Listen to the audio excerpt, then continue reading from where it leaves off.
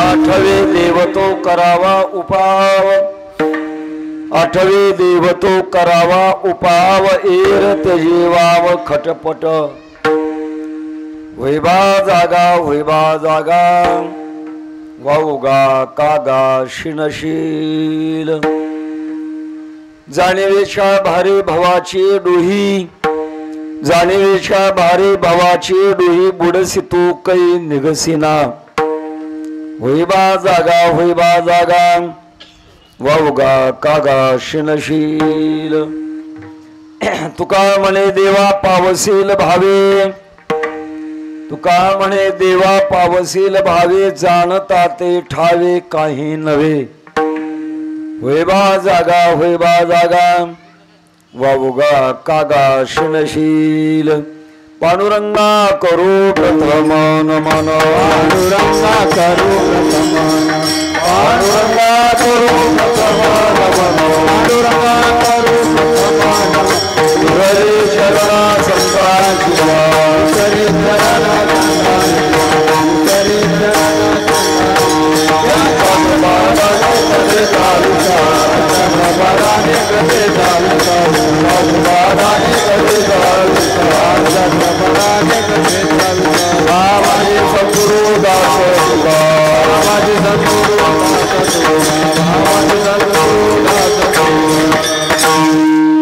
जयांचे केलिया स्मरण होय सकळ विद्यांचे अधिकरण, तेच वंदो श्री चरण श्री गुरूंचे, ते नमस्कारून आता काय माझी वाणी मानेल संतांसी, रंजवू चित्तासी आपुलिया, माझी वाणी तुझे वर्णी गुणनाम, ऐसे दे प्रेम काही का, मस्तक हे पायावरी वार करी संतांच्या, विठ्ठल विठ्ठल सर्व मंगल मांगल्ये शिवी सर्वार्थ साधिके, शरण्ये त्र्यंबके गौरी नारायणी नमोस्तुते, आठवे देवतो करावा उपाव, एर त्यजेवाव खटपट, होईबा जागा, वाऊगा कागा शिनशील, अनंत कृपा सागर भगवत पूज्यपाद जगदुद्धारक जगद्गुरु श्री तुकोबार आहे. भगवती जरी मरी मातेच्या दरबारात, भगवान प्रभुरामचंद्रांच्या दरबारात उपस्थित संत महंत भाविक सज्जन माता भगिनी सर्वांच्या भव्य उपस्थितीमध्ये वैकुंठवासी स्वानंद सुखनिवासी सद्गुरु जोग महाराज यांच्या पुण्यतिथी शताब्दीच्या निमित्ताने वारकरी संप्रदाय प्रचारक ट्रस्टच्या वतीने संपन्न होत असणारा हा उत्सव याचेतील आपली 5व्या दिवसाची चिंतन सेवा आहे. या सेवेकरता महाराजांचा एक अपरिचित असलेला पण अत्यंत महत्त्वाचा, कारण आज आपल्या भारतीय ज्योतिष गणनेप्रमाणे कोजागिरी पौर्णिमा आहे. अर्थात या पौर्णिमेला भगवान कृष्ण परमात्म्याने वृंदावनला गोपींना बोलावून जी रासलीला केली त्याचा कालावधी तो आजचा कालावधी आहे. नको नो गोपुका नंदनो भवान अखिल देहिना मंत्रात मंत्र, खूप मोठा आनंद. रास क्रीडेची राते म्या ब्रह्मा षण्मास केली होती, गोपिका अर्धक्षण मानेती काहा गबस्ती उगवला. हा असा पवित्र काळ आजचा काळ आहे. आणि आपल्या भारतीय संस्कृतीमध्ये एक लक्षात ठेवा, कोणत्याही संस्कृतीचा अभ्यास करण्याकरता 5 गोष्टीचा अभ्यास करावा: तत्वज्ञान, साहित्य, कला, सदाचार आणि इतिहास. ज्या संस्कृतीमधलं एक अंग जर संपलं तर ती संस्कृती नष्ट होत असते. कोणत्या संस्कृतीचा अभ्यास आपण करा, 5 अंग लक्षात घेऊनच करा. एक अंग जर संपलं असेल तर संस्कृती राहत नाही. पहिलं अंग आहे तत्वज्ञान. कशाला म्हणतात? वस्तूचं मूळ द्रव्य कळणं याचं नाव आहे तत्वज्ञान. उदाहरणार्थ माझ्या पुढे हा माईक जोडलेला आहे, हे स्टँड आहे, उभ्या आडव्या नळ्या आहेत. याचं मूळ द्रव्य काय आहे? याचं मूळ द्रव्य पितळ नाही, तांब नाही, चांदी नाही, सोनं नाही. याच्यामध्ये सगळे लोखंडाचे कण आहेत. विशिष्ट पद्धतीने एकत्र करून याला आकार दिला. अर्थात लोखंडाचे कण हे याचं तत्व आहे. आणि लोखंडाचे कण कळाले की तत्वज्ञान झालं. हे एक उदाहरण सांगितलं. पूर्ण या ब्रह्मांडाचं तत्व काय आहे, कशापासून बनलंय? स्थूल दृष्टीची माणसं म्हणतात पंचमहाभूतापासून बनलंय. आमचा प्रश्न आहे, पंचमहाभूत कशापासून बनली? त्याचं मूळ रॉ मटेरियल काय आहे? याचं उत्तर संत मंडळी सांगतात. एकला एकटाची असून एक झाला नानाकारी, एकच भगवान परमात्मा अनेक रूपाने नटलेला आहे.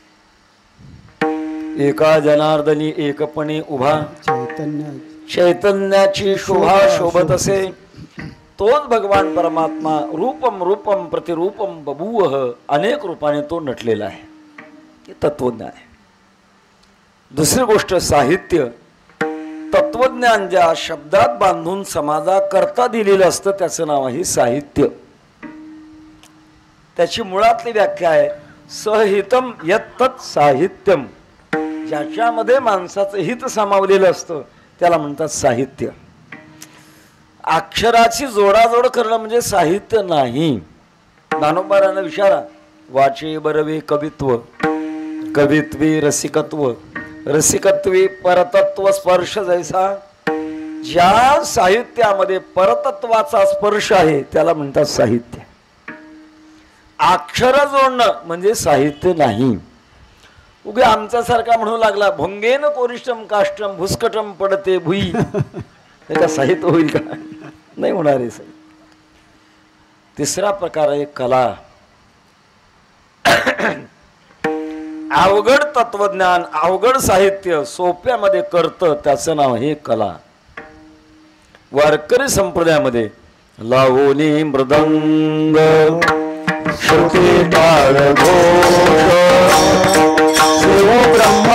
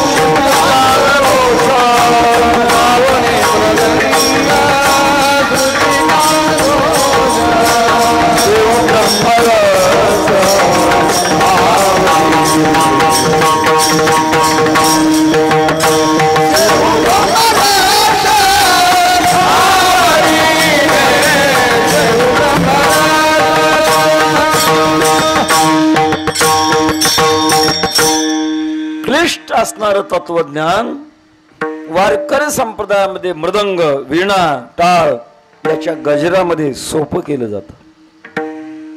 कला तिला म्हणतात. अवघड असं सोपं करते तिचं नाव कला. शास्त्र वेगळं आणि कला वेगळी. एक शाळा भरलेली होती, गुरुजी शिकवत होते. धड्यामध्ये शब्द होता ब्राह्मण. खेड्यातला मुलगा नाही म्हणता येत नव्हतं. बहुतेक खेड्यामध्ये संधियुक्त शब्द म्हणणं अवघड जातं. मुलगा म्हणायचा बामन, गुरुजी म्हणायचा रे ब्राह्मण म्हण, तो बामनच म्हणायचं. आता वास्तविक शिष्यापराधे सर्वत्र स्वामीनो दंडमिष्यते. शिष्य चुकला शिक्षा गुरुला.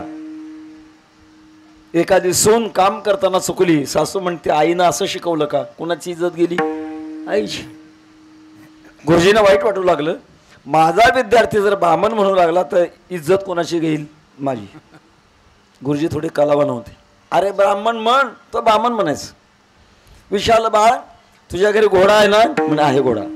त्याला खोराक खाऊ घालतात? खाऊ घालतात. कशात? त्याला तोबरा म्हणतात. तुला म्हणता येतो का? म्हण बरं. तोबरा येतं म्हणायला. बरं मन शब्द म्हणता येतो का? येत आहे म्हणे. म्हण बरं. म्हण. आता एक काम कर, तोबरा शब्द आणि म्हण शब्द जोडून म्हण. त्याने म्हणायला सुरुवात केली. तोबरा म्हण, तोबरा म्हण. आता वेगाने म्हण. तो ब्राह्मण, तो ब्राह्मण, तो ब्राह्मण आलं म्हणायला. अवघडाचं सोपं करते. तिचं नाव आहे कला. तत्वज्ञान, साहित्य, कला, सदाचार. सत्स्वरूपाकडे घेऊन जाण्याकरता ज्याची संगत माणसाला लागते त्याचं नाव आहे सदाचार. अहिंसा, सत्य, अस्तेय, ब्रह्मचर्य, अपरिग्रह हे सगळे सदाचार आहे. ज्याच्याद्वारा माणसाच्या चित्तातले रजोगुण तमोगुण नष्ट होतील आणि सत्वगुणाचं प्राधान्य होऊन मल विक्षेप आणि आवरण नष्ट होण्याकरता मदत होईल असे जे आचार आहेत त्या आचाराचं नाव आहे सदाचार. वारकरी संप्रदायामध्ये व्रत एकादशी, करीन उपवाशी, गायीन अहर्निशी मुखी नाम, नित्य नेमनामी ते प्राणी दुर्लभ, सगळे सदाचार आहे. आणि 5वं अंग आहे इतिहास. इतिहास त्या शब्दामध्ये असा प्रकारचा भाव आहे. 3 शब्द एकत्र येऊन इतिहास शब्द बनतो. 3 कोणते शब्द आहेत? इति, इह आणि आस असे 3 शब्द एकत्र केले की इतिहास असा शब्द बनतो. इति म्हणजे असे, इह म्हणजे या ठिकाणी, आस म्हणजे घडले, असे या ठिकाणी घडले त्याला म्हणतात इतिहास. तेव्हा वारकरी संप्रदायामध्ये इतिहासाला खूप मोठी किंमत आहे. पुराणेचा इतिहास, गोडरस सेविला, या कोजागिरीला काही इतिहास आहे आणि त्या इतिहासाच्या दृष्टिकोनातून आज पण त्या सूत्राला स्वीकारून अभंगाचा विचार करण्याचं ठरवलेलं आहे. जीवदशेमध्ये, बद्ध जीवदशेमध्ये जीवाला अज्ञानाची झोप लागलेली असते. माऊली म्हणतात, अज्ञानाची या निदा, विश्वस्वप्नाचा हा धांदा, भोगीत होता प्रबुद्ध अनादी जो. ज्याचा प्रारंभ कळत नाही त्याला म्हणतात अनादी. आपण जीवदशेला कधी प्राप्त झालो कळतच नाही. जीव अनादी आहे आणि अज्ञान बरोबर आहे. न कळणं हे अज्ञानाचं स्वरूप आहे. महत्वाची गोष्ट आहे, आपल्या जीवनातल्या गरजा कमीत कमी कळाव्यात. माणसाला जगातलं नाही सगळं जरी कळालं तर आपल्या आवश्यकतेपुरतं कळावं. प्रकार असा आहे, स्वतःच्या बुद्धीने कळत नाही. ज्ञानाचे 3 प्रकार आहेत. स्वाभाविक ज्ञान, प्रासादिक ज्ञान आणि उपदेशित ज्ञान, 3 प्रकार आहेत. स्वाभाविक ज्ञान जे जन्माला येत असताना न शिकताना माणसाकडे जे असतं त्याचं नाव आहे स्वाभाविक ज्ञान. लावे खावे बरे असावे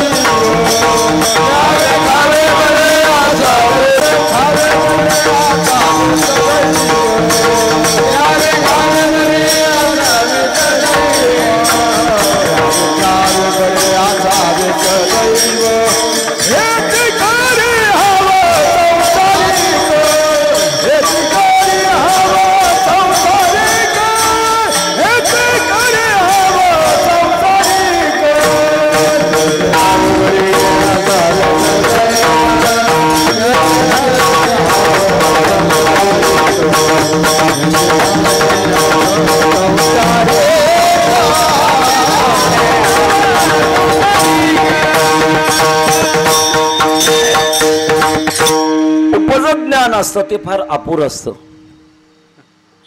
मी गंमत सांगत असतो, अलीकडे काजळ ही वस्तू करणं अवघड झाले.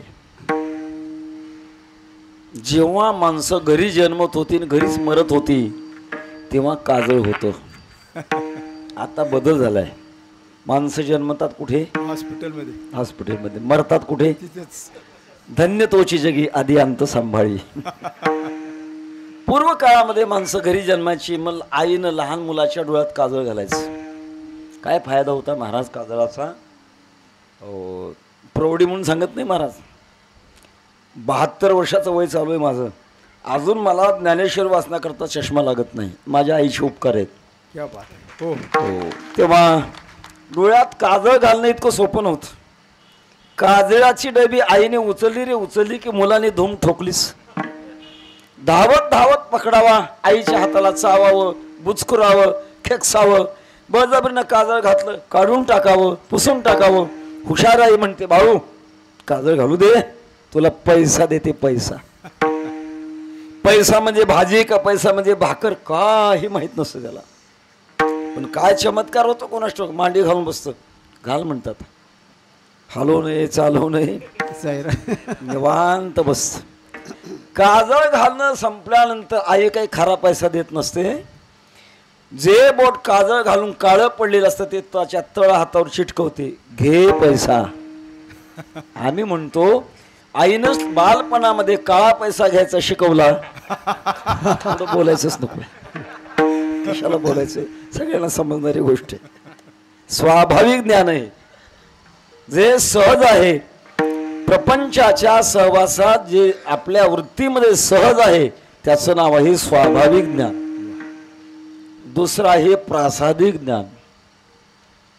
परमात्म्याच्या किंवा संतांच्या प्रसादाने झालेलं ज्ञान त्याचं नाव आहे प्रासादिक ज्ञान. थोडक्यात सांगायला हरकत नाही.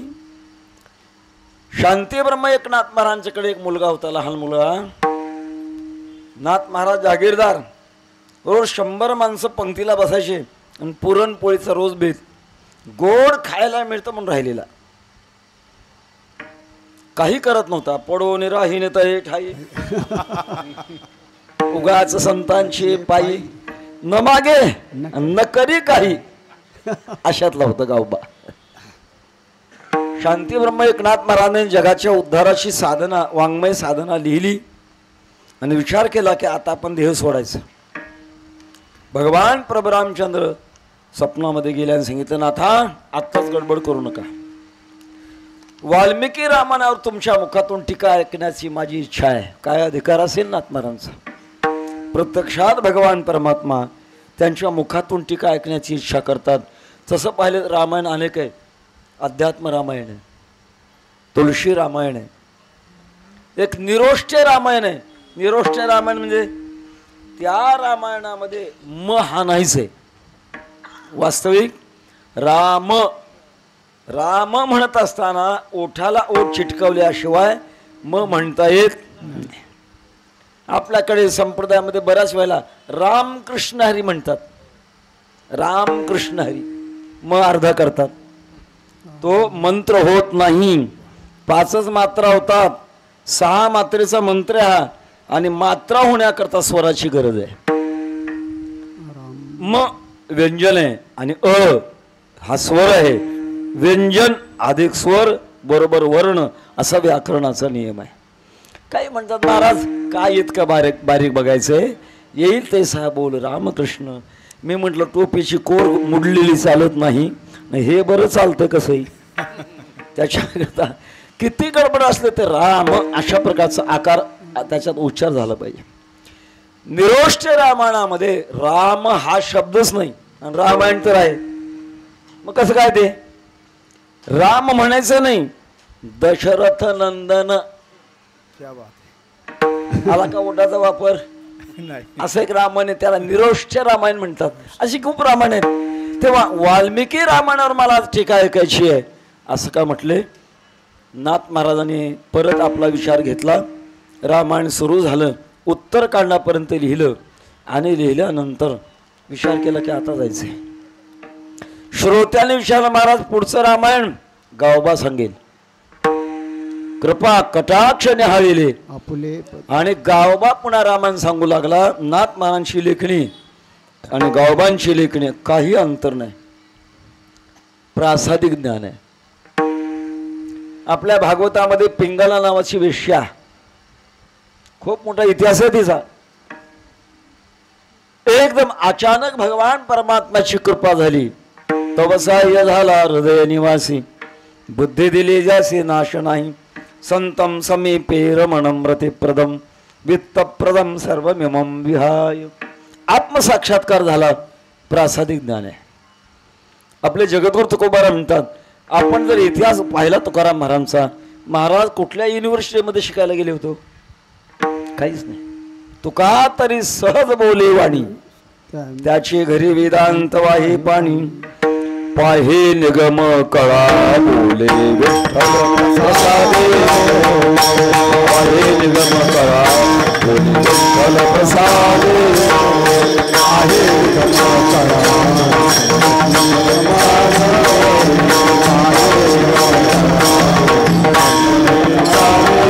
जरा अक्षरा दे कळा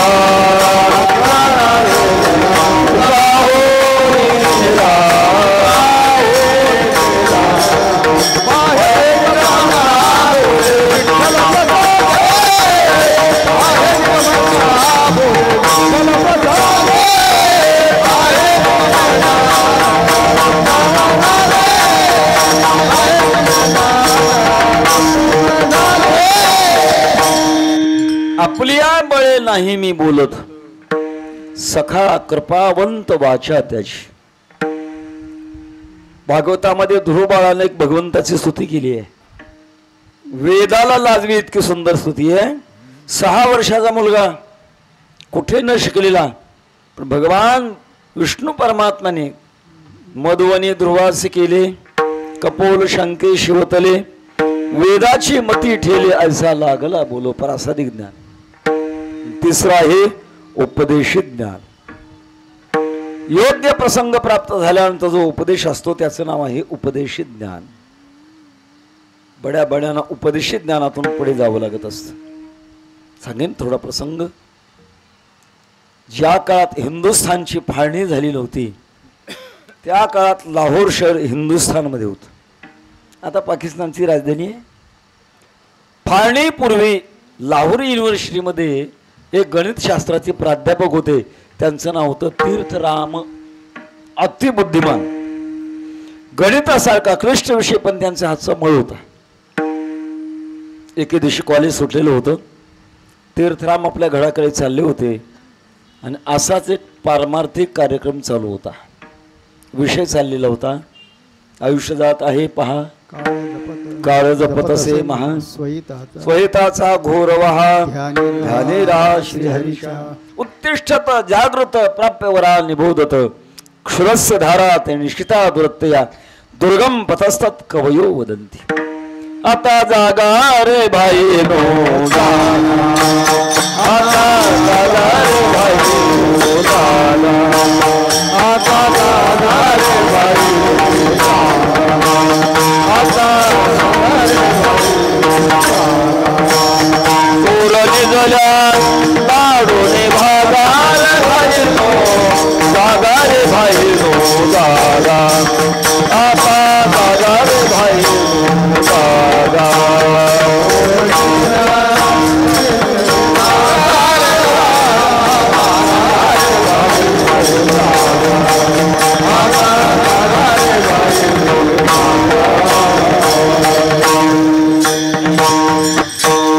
एवढी माणसं बसून निवांत ऐकतात, काहीतरी विशेष असेल असं म्हणून तीर्थराम उभे राहिले, हाताची घडी घातली, ऐकत होते. मनातली प्रक्रिया चालली होती. वैकुंठवासी गुरुनाम गुरु बंकट स्वामी महाराज म्हणायचे, पेटणाऱ्या वस्तूचे 3 प्रकार आहेत. कापराच्या जातीचे, गोवरीच्या जातीचे आणि शेणाच्या जातीचे. कापराच्या जातीचे, कापुराची वाती उजळलेली होती, लगेच भडकत. गोवरीच्या जातीचे फुंकून फुंकून धुमसून धुमसून आषाढी कार्तिकी वक्तजन येते, हळूहळू हळूहळू हळू होत राहते. आणि तिसरा प्रकार आहे शेणाच्या जातीचे. शेणाला पेटवायला गेलं तर पेटत नाही, पण पेटवणाऱ्याला विझवत. अहो चलाव पंढरपूरला, पांडुरंग काय पंढरपूरलाच आहे का, कल्याणमध्ये नाही. ज्ञानोबारांना तुकोबारांना कळालं ते यांना कळालं शेणाच्या जातीचे. तीर्थराम हे कापराच्या जातीचे होते. मनामध्ये विचार आला अगदी खरं हे. आतापर्यंत मी याचा विचार केला नाही. आतापर्यंत आयुष्य घालवलं ते नाशिवंताच्या मागे घालवलंय. आता मात्र मी सावध होण्याची आवश्यकता आहे. नोकरीचा राजीनामा दिला, संन्यास घेतला. संन्यास घेताना शेंडी काढावी लागते, जानवं तोडावं लागतं, नाव बदलावं लागतं. पूर्वीचं नाव होतं तीर्थराम, ते केलं उलट रामतीर्थ. हिमालयामध्ये गेले आणि भगवत तपश्चर्या केली. परमात्म्याची प्रसन्नता झाली, साक्षात्कार झाला. भगवान विचारतात स्वामी काय हवंय तुम्हाला?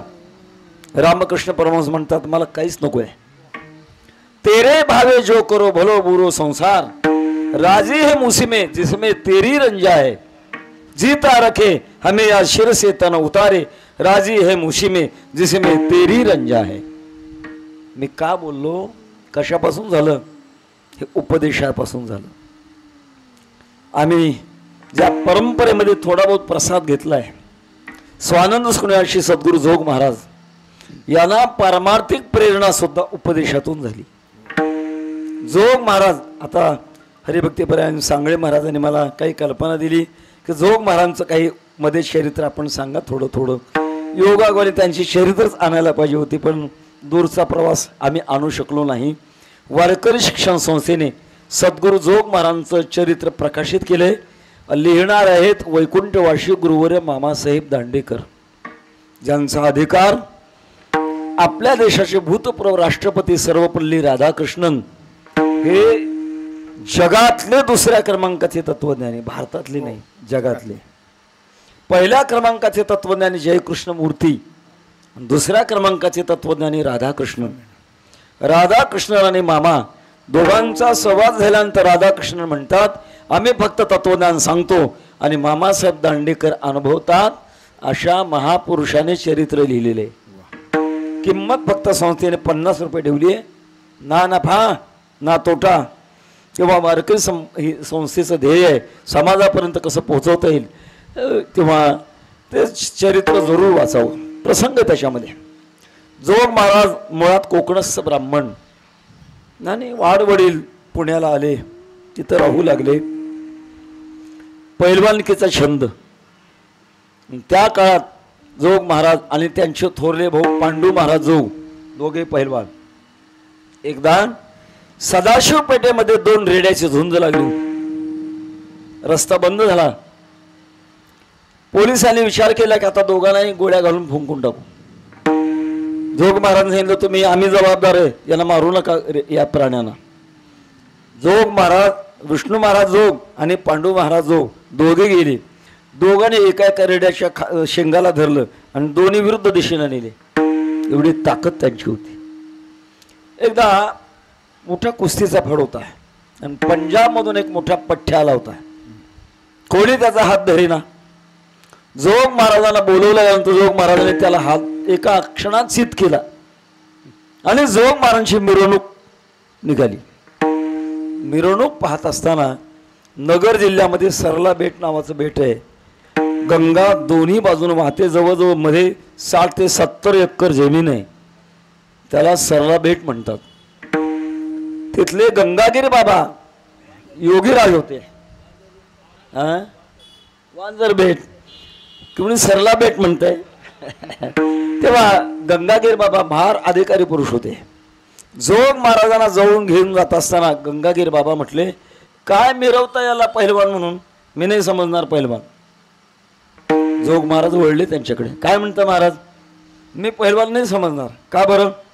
अजून एक पहिलवान लोळवायचा राहिलाय आणि तो पहिलवान का लोळवलास मग मी तुला पहिलवान समजेन. कोणता पहिलवान आहे? जो का जगाला लोळवतो तो पहिलवान. तुझं लोळवला तर मी तुला पहिलवान समजेल. जोग महाराजांनी पहिलवानकी सोडली आणि योग साधनेच्या मागे लागले. राहुरी जवळ एक योगी होते. त्यांच्याबरोबर योग साधना करू लागले. योग साधना करत असताना चूक झाली आणि नाडीचे ठोके कमी पडायला लागले. आता डॉक्टरचा उपाय नाही. आता काय करणार? आयुष्य आटोक्यात आलेलं. ज्ञानेश्वरी घेतली, आळंदीला गेले आणि 1000 वृक्षाच्या खाली पारायणाला सुरुवात केली. ज्ञानोबाराने प्रार्थना केली, माऊली उरले ते हरी तुम्हा समर्पण. काही काळातच प्रत्यक्षात ज्ञानोबाराय प्रगट झाले. जोगमारांच्या डोक्यावर हात ठेवला आणि सांगितलं, काळजी करू नको, आयुष्य दिलंय, वारकरी संप्रदायाचा प्रचार कर. आणि त्यांचा अंत्यकाळ जो म्हणतात तो खूप वेगळ्या पद्धतीने झाला. आमचे वैकुंठ भाष्य गुरुवारी मामासाहेब हे समोर बसलेले आळंदीला घासवाले धर्मशाळामध्ये ज्ञानोबारांच्या समाधीचं तीर्थ मागवलं, तीर्थ घेतलं आणि मामांना उर्फ नाव होतं सोनू. सोनू येतो असं म्हणून झटका मारला आणि प्राण सोडला. झाकली गठीचा दिवा नेणो काय झाला केदवा, या रीती पांडवा देह ठेवी जो उपदेशी ज्ञान. एवढ्या करता आपण बोललो. त्या ज्ञानाचे 3 प्रकार आहेत. माणूस चुकतो, चुकलेला माणूस योग्य मार्ग आणण्याकरता त्याला उपदेशाची गरज आहे.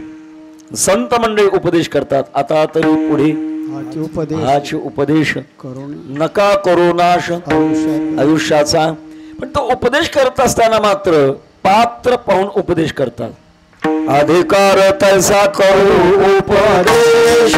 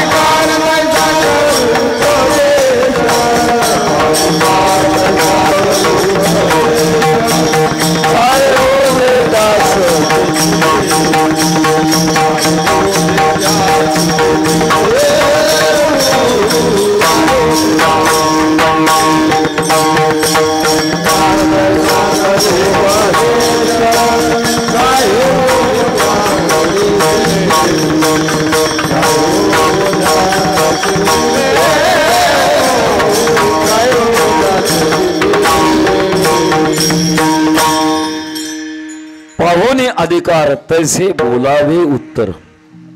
मुंगीवरी भार गजाचे पालान घालिता ते कवण कार्यसिद्धी. स्वामी विवेकानंदांच्या ग्रंथामध्ये प्रसंग आहे. एक माणूस स्वामी विवेकानंदांच्याकडे आला.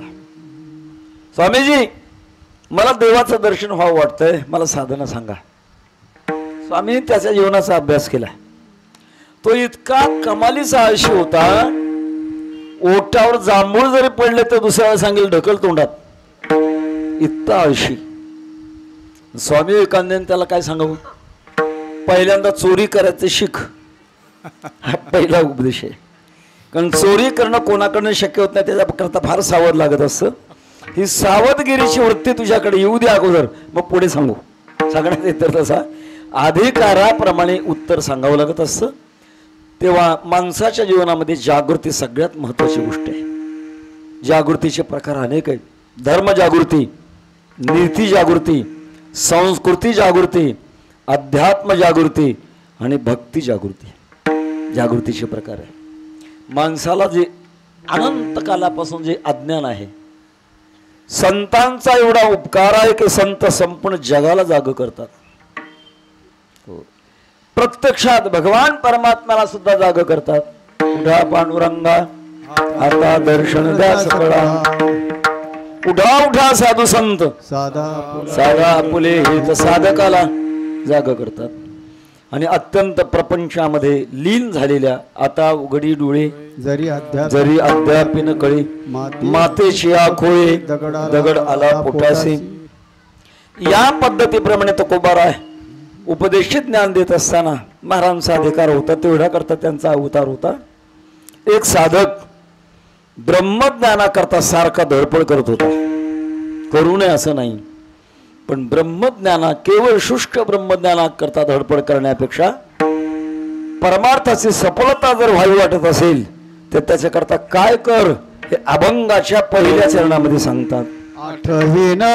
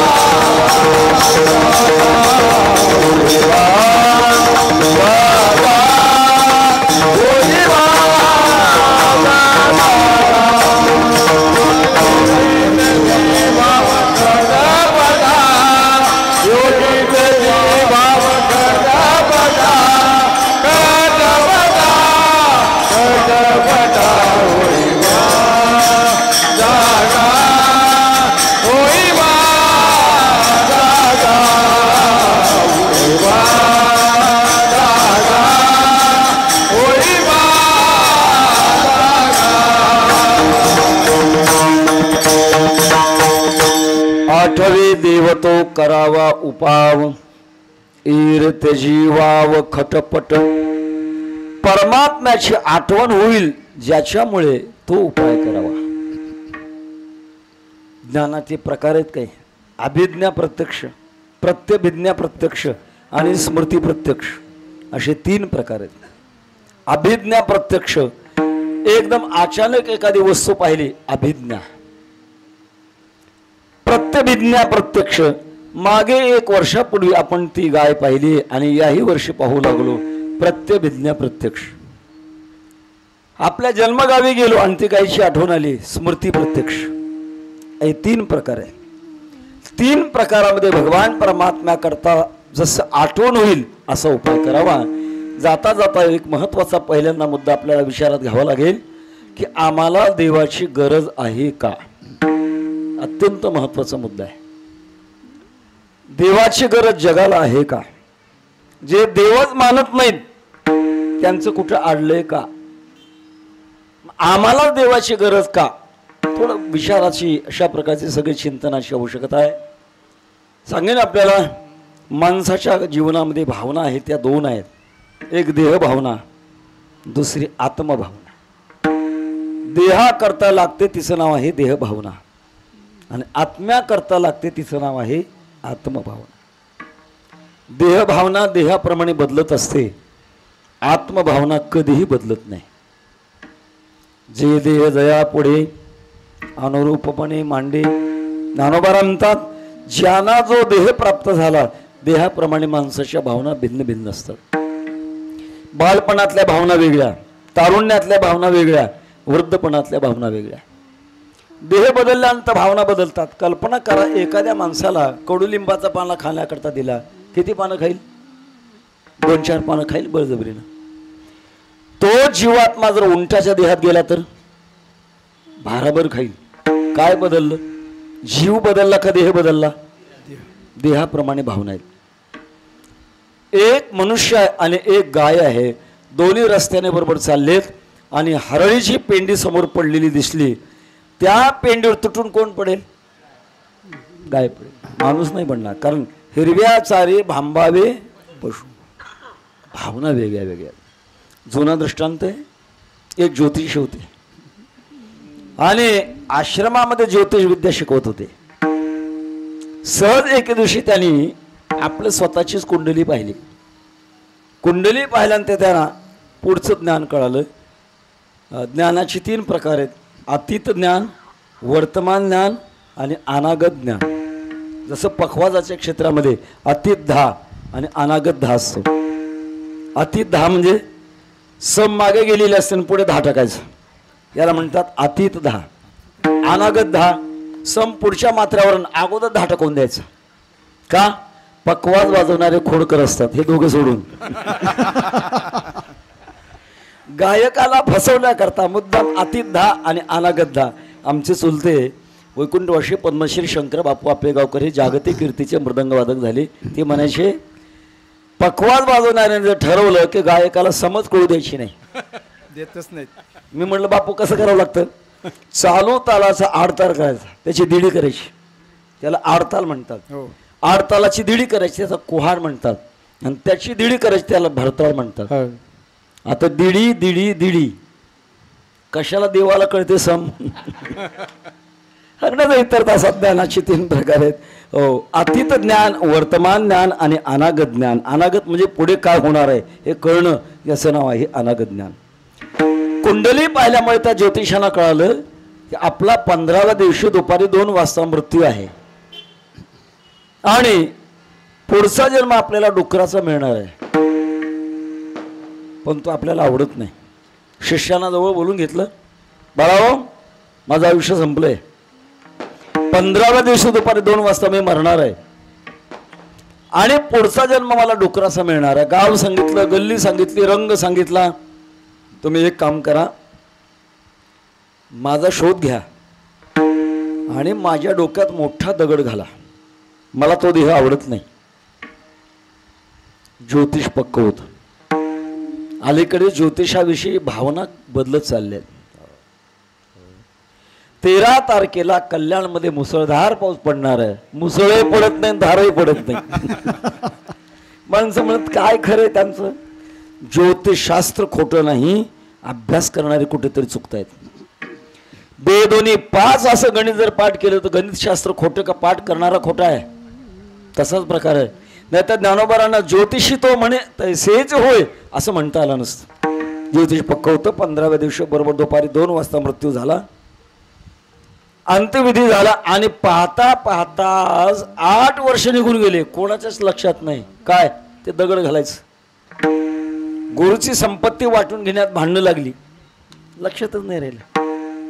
8 वर्षानंतर एकाच्या लक्षात आलं की आपल्या गुरुने आपल्याला काम सांगितलं होतं, आपण तरी करूया. गाव शोधलं, गल्ली शोधली, ते रंग शोधले, डुक्कर तेच खात्री पटली. मोठा दगड घेतला, डोक्यात घालणार, त्याला वाचा फुटली. नको रे मारू, तुम्ही आमचे मागच्या जन्मातले गुरुजी, दगड घालायला सांगितलं ना आता मारू नको म्हणता. अरे जोपर्यंत मनुष्य देहामध्ये होतो तोपर्यंत डुकराचा देह मला वाईट वाटत होता. आता 8 वर्ष झाले, आता वाईट वाटत नाही, भोगू दे. दृष्टांत संपला. देहाप्रमाणे भावना, दुसऱ्या आत्म्याप्रमाणे भावना. सगळ्यांचा आत्मा एक आहे आणि सर्वांच्या भावना एकच आहे. सत्य, ज्ञान आणि आनंद ही सर्वांची आत्मभावना आहे. विठ्ठल विठ्ठल.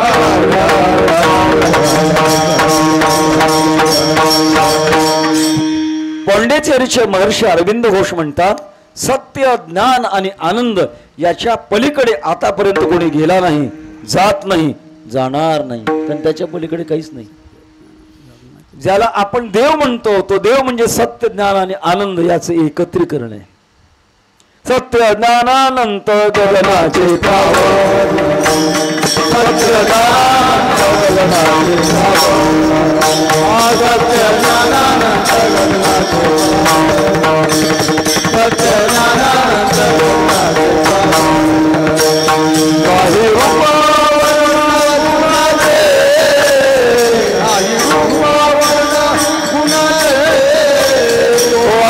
श्री हरी पाहिला डोळे बरी, वारे श्री हरी पाहिला डोळे बरी.